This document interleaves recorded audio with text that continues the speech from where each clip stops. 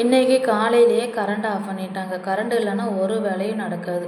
என்ன சமைச்சாலும் அதுக்கு மசாலாங்கிறது கண்டிப்பாக தேவை. சரி வெண்டைக்காய் பச்சடி மாதிரி வைப்போம். கரண்ட் வந்துச்சுன்னா தேங்காய் அரைச்சி ஊற்றுவோம். இல்லைன்னா மிளகாத்தூள் போட்டு வச்சுக்கலான்ட்டு ரெடி பண்ண ஆரம்பித்தேன்.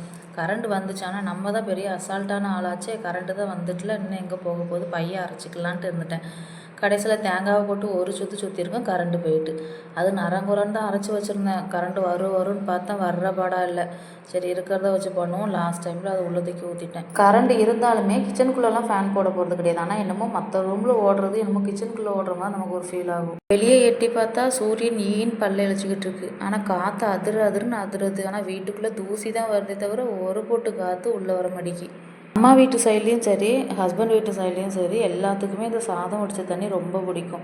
கொஞ்சோண்டு அதில் உப்பு போட்டு கருப்பட்டி வச்சு சாப்பிட்டு குடிப்போம். செம்ம டேஸ்ட்டாக இருக்கும். உங்களுக்கும் இந்த சாதம் வடித்த தண்ணி பிடிக்குமான்னு சொல்லி மறக்காமல் கமெண்ட் பண்ணுங்கள். கடைசியாக அரைச்ச தேங்காய் எப்படி இருந்தாலும் பரவாயில்லன்னு உள்ளே ஊற்றி கிரேவி மாதிரி கிண்டி எடுத்து வச்சிட்டேன். டேஸ்ட்லாம் நல்லா தான் இருந்துச்சு.